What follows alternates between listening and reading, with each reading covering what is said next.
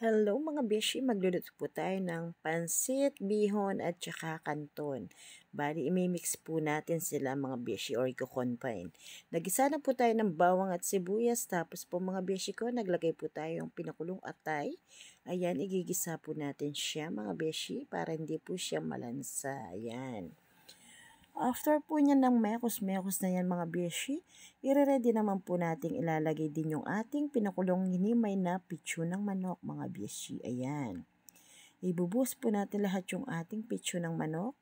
Ayan po mga beshi ko. Tapos ihalo po natin siya or isasama po natin siyang imekos-mekos sa ating may atay na manok at may bawang and sibuyas mga beshi. Ayan.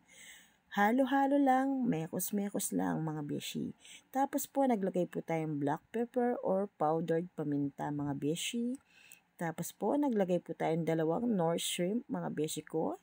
Ayan, pampalasang pandagdag.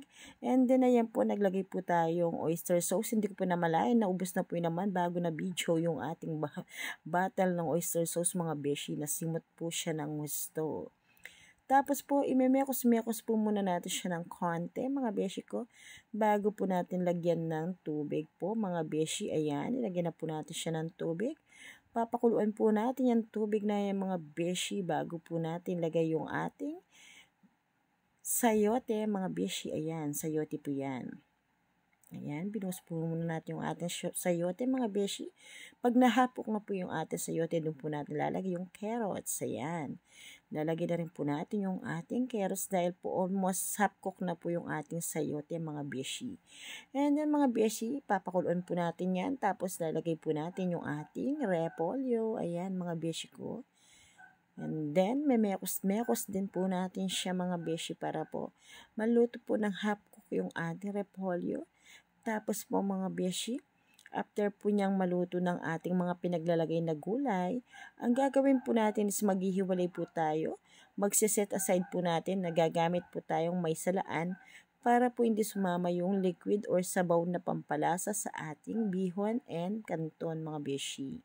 And then ayan, mekos-mekos lang po siya ng bahagya para po maluto ng konti yung ating nilagay na panghuling repolyo mga beshi ko sa mga gulay ng ating bihon and pansit canton mga beshi ko. Ayan po siya mga beshi ko. Konting kulo na lang po is magsaset aside po tayo. Ayan mga beshi, konti na lang po yung tirang gulay dyan at saka sahog kasi nag-set aside na po tayo. Tapos naglagay na po tayo ng ating kanton mga beshi. Unahin po natin yung kanton na ilalagay bago po natin lalagay yung ating bihon. Ayan mga beshi. Lalagay po muna natin yan para sipsipin po niya yung mga liquid na pinaglalagay nating pampalasa mga beshi. Ayan, nilagay na po natin yung ating 3 pack ng kanton mga beshi. Tapos mga beshi, memekos-mekos lang po natin siya bago po natin ilagay yung ating binabad na bihon, tapos sinala po natin siya para matanggal yung tubig niya. At kaya po binababad din po natin siya para kung may dumi, naalis po mga beshi. And then ayan mga beshi, binuhos na po natin yung binabad nating bihon. Ayan po. And then, isasama na po natin siya sa mekos-mekos para po mag-mix po yung ating kanton and yung ating bihon mga beshi ko. Ayan po siya. Masusing mekos-mekos lang siya mga beshi. Ayan.